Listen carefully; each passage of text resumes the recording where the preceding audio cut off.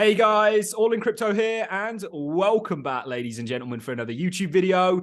Today, I've got an interview lined up for you that I'm certainly very excited to share. I've got Gautham, who is the CEO of Polkadex, an exciting and innovative project that has launched as one of the Polkadot parachains that is changing the way we interact and we potentially trade crypto. Now, with the fall of FTX, and even with what's going on in the United States with the banking system, there has never been such a need for a non-custodial way to trade and to interact with one another. So that's why I'm so excited to do this interview. Welcome on board. Thank you. I'm really happy to be here. This is the right time, especially for the crypto, all the crypto enthusiasts, and also for people who care about tax and security. Because after what we have seen with FTX and all the banking crisis, I think people understand it a bit more why we need, self-custody and crypto right now. Yeah, absolutely. And you guys are really solving that problem. So can I start with an introduction of yourself? Tell us a little bit about yourself, and then we can dive into Polkadex. Absolutely. So I'm Gautham, CEO and co-founder of Polkadex. And we started this journey back in late 2020, where we three co-founders, Deepansh, and my other third co-founder, Vivek. So Vivek is a veteran in this area because he has been in crypto since the age of Bitcoin. And Deepansh and I was just getting out of college. And that's when we wanted to start this, because I was working on consensus algorithms back then. And we were trying to look for a way into the open source community. And that's when we met Vivek, my third co-founder. And he pitched this idea of this problem. The decentralized exchanges are not actually decentralized, and if it is decentralized, it's not usable. It's not order book also. So that's when we started look out for what where to work with where to work on, for example, like Polkadot or any other ecosystems. And then we came together. We applied for a Web3 Foundation grants program, and we got a grant of $30,000 back in 2020, like mid 2020. And with that, we created the first MVP, and then we started to raise funds for that, and with this MVP, and we were able, and here we are. I mean, we are now a team of 25 people, almost ready with the launch. Yeah, it's certainly exciting. Could we move on to Polkadex? So could you kind of give us an overview of what Polkadex is? We spoke about why, or one of the reasons, there's many reasons why it's so relevant and needed, but could you give us an overview of Polkadex? So the underlying problem that we are trying to solve is, like, if you think about DEXs, you always think about Uniswap, but we have to understand that AMMs are a compromise. The Ethereum community created AMM because they're not able to do order book on the Ethereum blockchain. And I mean, the first instance of someone trying to get order book on blockchain is basically Ether Delta. It was, I think, back in 2019 or something, 19 and 20. And the main problem was nobody was able to interact with that Ether Delta smart contract because it's too expensive with all the gas fees and stuff. So it is generally not possible to build an order book directly on a blockchain, specifically like on a common or generic blockchains like Ethereum.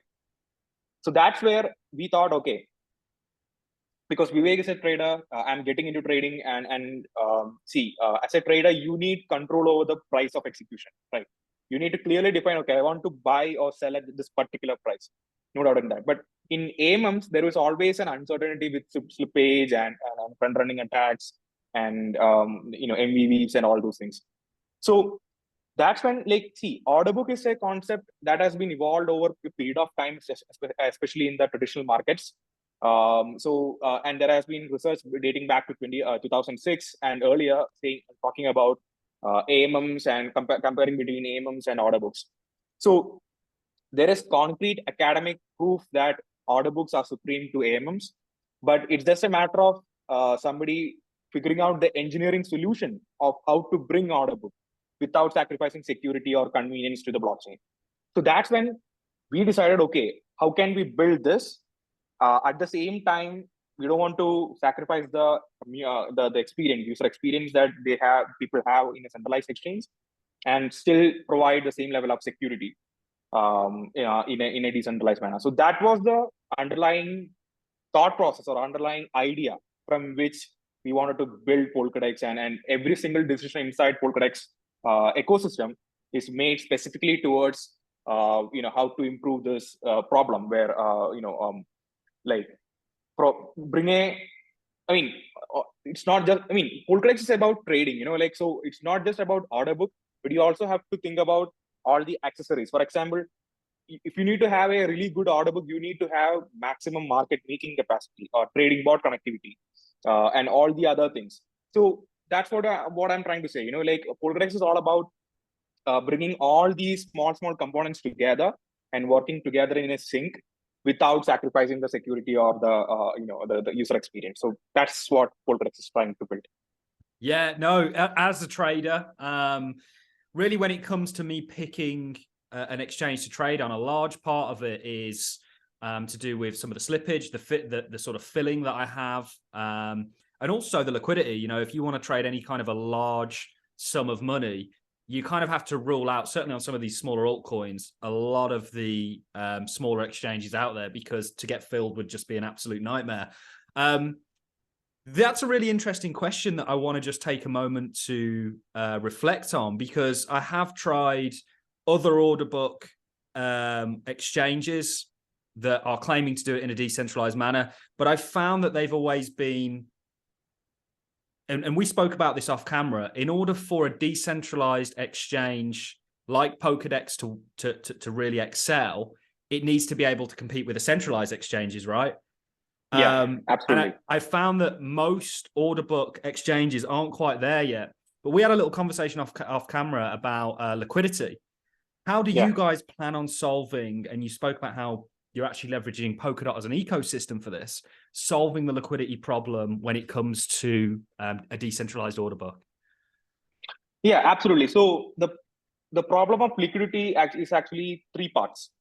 The first part being actual sourcing the liquidity, because as I mentioned earlier off camera, being in Polkadot ecosystem brings you certain benefits. That is able to access this on-chain treasury that I was talking about. On-chain treasury is basically a community-owned funds that all the substrate-based or Polkadot-based blockchains or ecosystems have. And the beauty is that when Polkadex is building this, we can interact, a Polkadex community can interact with another community and bring liquidity for that particular trading pair from both treasuries. And that's really important because treasuries contain like more than 50% of a token's supply. And it just up to, it's just a matter of convincing the other community to provide that kind of liquidity to support Polkadex. And we already have support from most of the teams in Polkadot. So that's one way of sourcing the liquidity. The second thing is the trading bot or market maker support, because bringing liquidity is one part of the equation. You have the liquidity in your account ready to market make. But the second problem is, how do you market make? Because you need some kind of algorithm to do that. And to think about it, most of the decentralized order-based systems, they make on-chain transactions which actually cost money to make that transaction, to place or sell orders. And that was a big blocker for the older dexes out there, because the market makers will always incur fees irrespective of whether they made a good trade or bad trade, which hampers their performance in that particular order book and ability to create like deep liquid markets. And if you think about centralized exchanges, it's relatively, it's actually free to make API calls to place and sell, cancel orders. And that's the second part, the key component that we brought into Polkadex, where even though it's a decentralized system, there are mechanisms in place so that the users can place and cancel orders without exploiting the system, at the same time incurring a cost. So that's something that we built that allows once the liquidity is there, it allows the market maker to market make as per their needs based on the market condition, without even having to worry about the transaction fees or the operational cost. The third part is basically see, in the modern day, markets move in milliseconds. If as a market maker, if I lose 1 second, I'm losing like millions of dollars. So the third thing that market makers want is, the way to have a good liquidity is, the market maker should be able to react to the market and make changes in the order book in a split millisecond latency. How can you achieve that? That's also something, that's the third part of the problem that we need to solve. So these are the three things that we have identified, because we made the first, the bare bone model, the version 1 of Polkadex back in, I think, August 2021. We were about to release, but we had the start of just checking with market makers, like professional market makers, like tier 1 market makers who handle billions of dollars every day. And these 3 points were their major concerns, and we identified this, and we thought, okay, we cannot go live with this V1 product. And then we went back to the drawing board, fixed all these 3 problems. So now we have liquidity, we have the sufficient accessories or the trading bot support or connectivity to market make in our system. And the third one being the latency, the centralized exchange like latency in a DEX. So these are the 3 components that allows Polkadex to bring that liquid deep market. Wow, fascinating. For somebody like myself, this is really exciting to hear. Like I say, I have played around on other order books that have claimed to be decentralized. Usually you'll find there's this sort of centralized element to them. But the fact that you guys are solving the friction or what causes decentralized exchanges friction to compete with the centralized exchanges, to me is fascinating. And the liquidity problem sounds like not really that much of a problem for you guys anymore, which is certainly interesting. On the sort of topic of you competing with a centralized exchange, I feel like most people in the cryptocurrency space got into crypto through centralized exchanges. The reason being predominantly is because it's an on-ramp for fiat currencies. Have you guys got an answer to that solution? Yeah, absolutely. As I mentioned earlier, we are based out of Estonia, and the Estonian government provides clear regulations and guidelines on what to do and what not to do. That actually helps us in terms of banking. And we do plan to have a crypto license in Estonia later this year, where we will be able to on-ramp and off-ramp fiat for cryptocurrency and even open fiat to crypto trading pairs.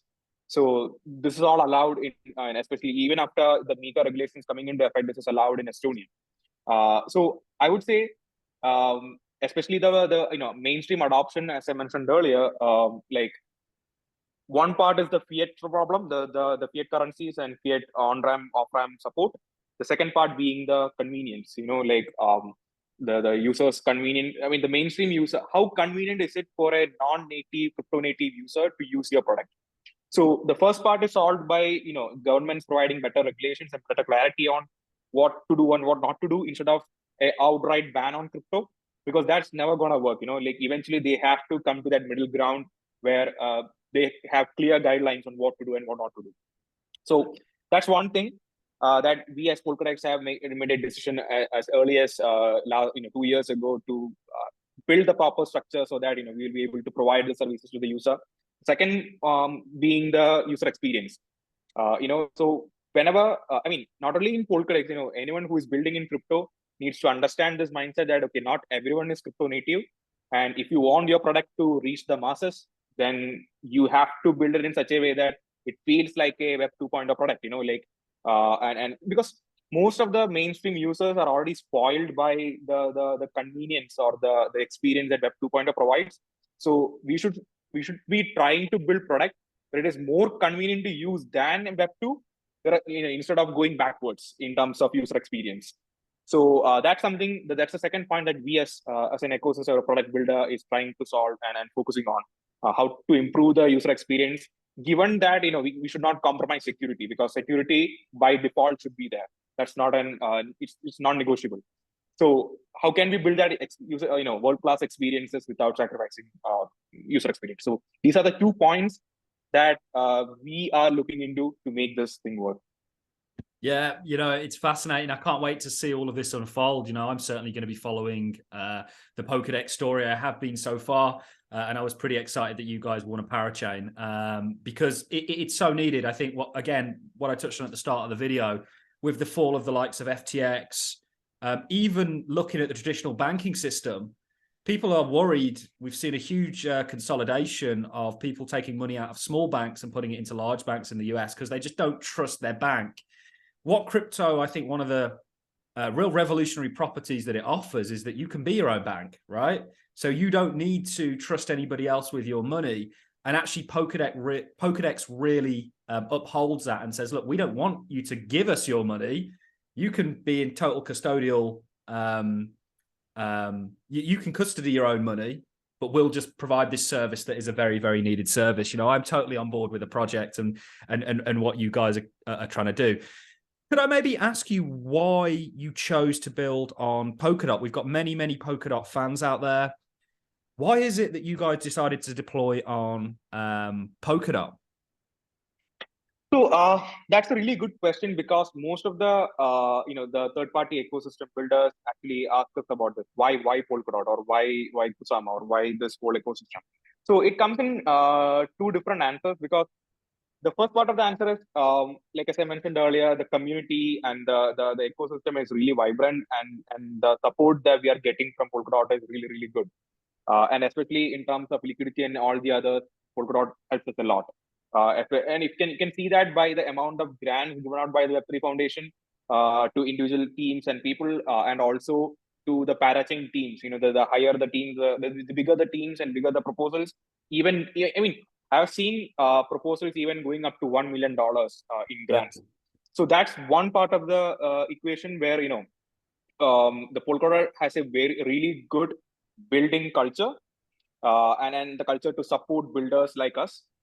The second part of the equation is the technology that the technology frames, the stack that they are using, because they're using something called Substrate, and Substrate is a really fantastic blockchain framework, because if Substrate was not there, we will not be able to build Polkadex. The reason is, Substrate allows you to build a custom chain in a way where you can modify certain parameters that can be, modified in a way that provides you the experience. I was talking about world-class experience earlier, right? I can take an example here. For let's say you are a user coming from, let's say, Ethereum to Polkadex to trade, and you don't have any Polkadex token or any of the other Polkadot tokens. But the next question is, how do you pay for it? I mean, the obvious answer is, I will ask you to buy the native token and then, pay with that. But again, that hampers the user experience, right? But what if you as an Ethereum user coming from Ethereum is able to pay in Ethereum tokens itself? I mean, you don't need to care about all the other tokens. At the same time, not just paying in Ethereum token, the validators of Polkadex or any other Polkadot validators, they should be we should be capturing value to the native token also, because otherwise, what's the point of the native token? So this whole process of the end user being able to pay in any other third-party token, at the same time, the value is also captured to validators in the native token. This process is possible because of Substrate, this experience. And if you think about Ethereum, that is not possible. Whatever application you build, you still need to have Ethereum to pay for it. There's no other way.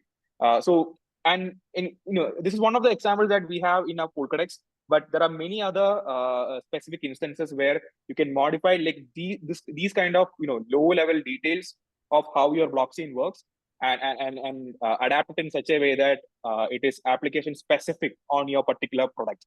And this is the second, I would say, the biggest reason why we chose Polkadot, because this is not possible in any other ecosystem, or at least it's not as easy as possible compared to Polkadot to any other ecosystem. Fascinating. I'm not an any chain maximalist, but I'm kind of leaning towards becoming a Polkadot maximalist and its ecosystem, because I've just not seen as much innovation in any other ecosystem. And you mentioned the Web3 Foundation. They are on the ball with grants and supporting the ecosystem. You have, I think we just had Polkadot India and Polkadot Vietnam. They're all over the place. I'm honestly nothing but impressed with what I'm seeing coming out of Polkadot, and it's what really attracted me to your product, to your blockchain, is initially the fact that it was built on Polkadot, and actually all the benefits that brings. Now, you mentioned bringing Ethereum over and being able to use that on Polkadex. Have you guys got a plan for interoperability? Absolutely. So, I mean, Polkadex is a decentralized exchange, right? So, the biggest point for exchange is being able to trade every single token under sun, right? That's the whole point of being an exchange. So we are able to access all the liquidity from Polkadot or the chains that are already there right now, all the parachains that will come in the future. And that is one of the beauty of being in Polkadot ecosystem, because for one particular ecosystem, you're already interconnected, by default. You just need to do one time effort to set it up, and bam, whoever new team that comes on that particular Polkadot ecosystem, it's by default, like, you can bring liquidity from that. Is this So XCM that we're talking about? The mess? yes, we are talking about XCM, and that's the beauty of this XCM technology, where XCM is actually the language used to communicate between parachains. The technology is being the relay chain and the parachain model. And because of this particular model, all the new parachains that can come in the future, it's already supported by Polkadex by default, and that allows us to, it's just like listing in any centralized exchange. Like, it's just a matter of opening the trading pair, finding liquidity, and finding the market maker, and bam, you have a new trading pair from a new ecosystem. So it's easy as that. The second thing is, we are also working on our own solution to connect to non-substrate ecosystem, because Polkadot takes care of all the substrate-based chains and parachains. So we are good in that respect. But we also need to consider like all the other non-substrate ecosystems who we want to connect with, because we want to access that liquidity also. That is also something that we are working on, where we're building our own bridging protocol. Again, because of substrate, it's all possible in a decentralized manner without sacrificing security. And using this, we are able to bridge to any other ecosystem and still provide the same level of experience that I was talking about earlier. Like the on-chain governance of Polkadex can decide whether to make a particular ecosystem feelers or a particular ecosystem token. I mean, for example, if the on-chain governance can decide whether the users from Ethereum should be able to pay in Ethereum tokens, or let's say Polygon or Binance Smart Chain or any other ecosystem. So as a product, we focus on non-substrate ecosystems, and being a parachain and being in Polkadot ecosystem by default takes care of all the Polkadot parachains and all the other substrate-based systems. So I think that's the best level of interoperability a product can ever achieve. It's insane. I mean, you can't achieve that on any other ecosystem right now. This is why it's so interesting. And we spoke about liquidity, the level of liquidity you guys are going to gain being in the position you're in. And not just that, the depth of different tokens that you're going to be able to list will kind of make you guys stand out from the rest. One of the questions that I wanted to ask you is, what makes Polkadex different from other dexes? I don't even want to ask that right now, because I feel like we've covered so many of them, and it's very obvious to me that an order book built on top of Polkadot, like Polkadex, is really going to excel. I just want to ask a bit of an off-topic question here, but what are your thoughts on what's going on here with blockchain? Do you believe this is a technological revolution? Do you see mass adoption as a mass adoption as an end result? Because I certainly do. What's your thoughts on blockchain as an industry, crypto as an industry generally? Absolutely. I think, like, blockchain is something that is not gonna go away anytime soon. That's for sure. And it's something like, back in the early days when computer were introduced, there are a lot of people against computers and stuff. But it's more about adoption, like people building, or I would say developers or builders like us building products in such a way that can attract masses or the mainstream users. I was talking about it earlier also, because it's not about building a new technology or an innovative product, but it's about making sure that it is accessible by the mainstream users. That is a key part for blockchain to become mainstream, because right now, at least for the last few years, what we are seeing is people are coming to crypto just to make a quick buck, or riding the hype of thing. So that's not enough. Like, we need to start building products that actually impact real lives. Like people like as I was talking about earlier, like my parents or someone, like who doesn't really care about crypto, but they do use financial instruments and financial tools. So we as builders should be focusing on building that kind of convenience and user experience, such that mainstream user who doesn't even care about crypto should be able to use crypto. Because I was talking about this thing in Twitter. see, when we tweet something, we actually don't care what is the technology used behind it, right? We don't know what is the encryption or the security standards used by Twitter. All those things are like abstracted away from the end user, right? But the end user can get his thing done because he just want to share something with his followers. He just tweets about it. Done. So we should reach a point where it's similar to that. Like the end user, the mainstream user doesn't care about how the whether it's a parachain, whether it's an XCM, whether it's Substrate or Ethereum, he doesn't need to know. We should reach that point. That's when blockchain really becomes mainstream. And I clearly see that, especially in the Polkadot ecosystem, a lot of people, a lot of builders are tending towards that, where they start focusing on user experience and the convenience factor of it. And it's just a matter of time before we reach there. Yeah, and I love that that's your vision as the CEO of Polkadex, because Absolutely. It has to be. I can't tell you how many dApps. I think Polkadot is still a very new kind of ecosystem, but how many dApps I've used on Ethereum, on all these other sort of architectural layer ones, and I've just looked at the UI and just instantly gone, this is not going to work. And subsequently, it doesn't. It is so important to get the user interface and right now, me and you are connecting over the internet on a computer. We haven't given, or I certainly haven't, given any thought into what's going on behind the scenes with us communicating over the internet or on this computer. When I drove my car to the gym this morning, I didn't think about the mechanics that went into it. I think you're absolutely right. I think blockchain's on a similar trajectory. I'd love to get your take as somebody that's in the industry on regulations. Now, it's a very broad topic, but I'm of the opinion that certainly in somewhere like the United States or Europe or the UK or many parts of Asia, this industry probably won't get or almost needs regulatory clarity in order to thrive. Not to survive. I think it will survive without it. But I think if you look at somewhere like the US as a kind of case study, I think regulations are very needed, and I get a lot of heat for saying that as somebody who's, a libertarian, very all about decentralization. But I do think regulations are needed. What are your thoughts on regulations? So I also agree with the points that you mentioned, because see, why do we need regulation?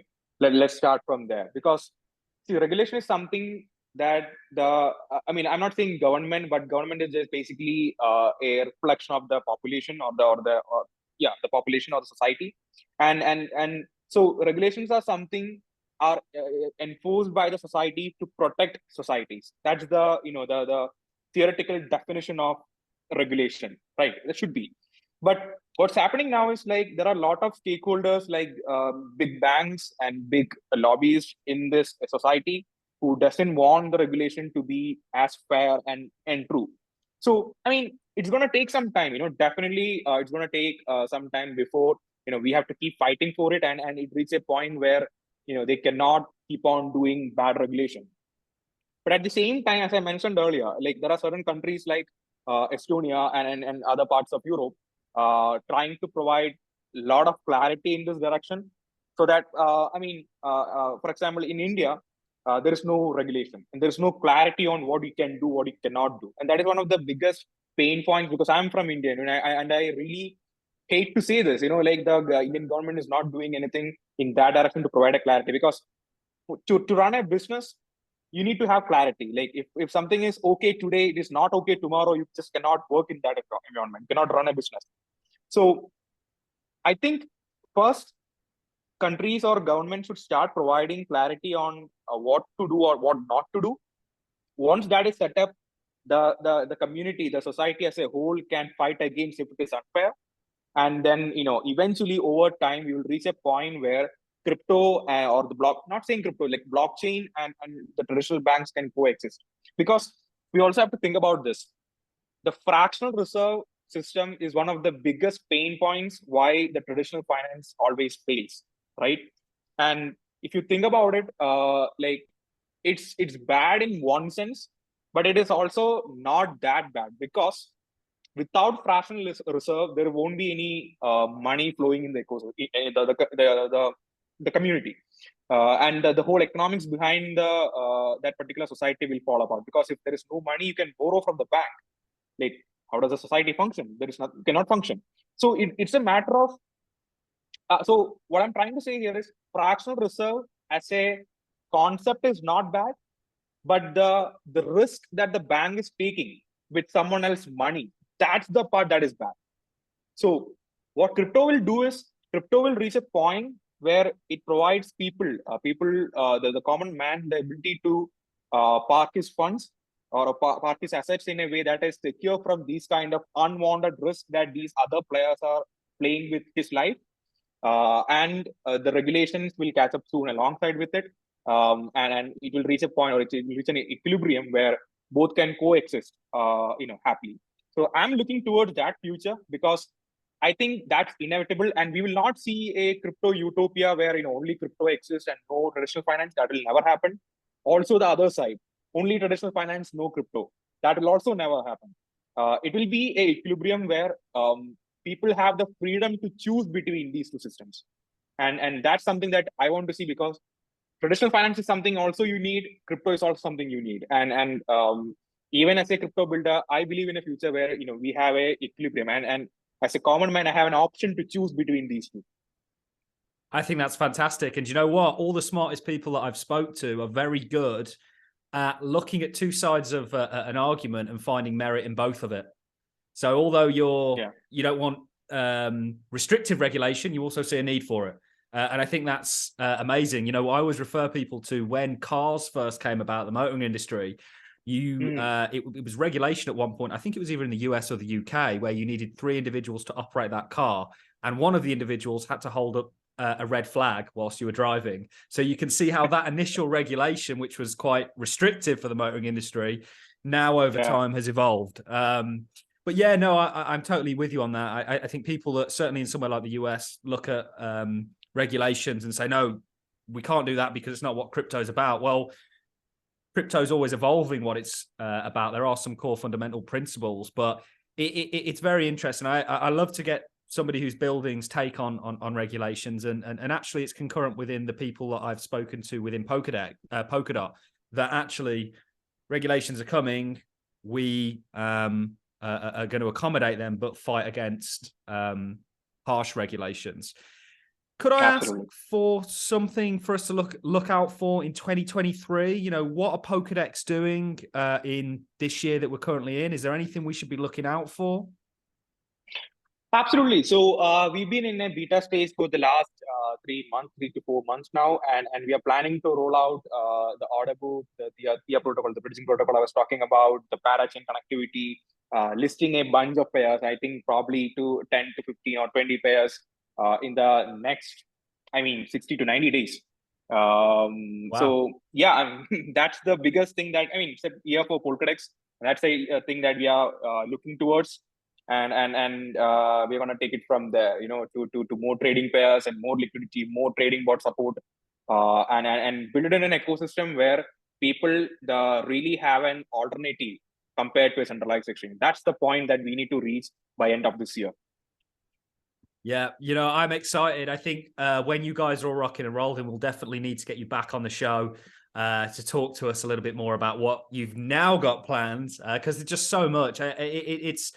It's always a journey with crypto projects, and certainly Polkadex is one of those crypto projects that I'm going to be following that journey with. Gautham, it's been an absolute pleasure to have you on. We'll leave a link to your socials in the description, also where you can find out about Polkadex if you want to dive into it a little bit more detail. It's been an absolute pleasure, Gautham. It's always really exciting for me to talk to somebody that's as passionate about this industry as yourself. So thank you very much. Thanks for your time and really, really great questions. Thank you. Thank you.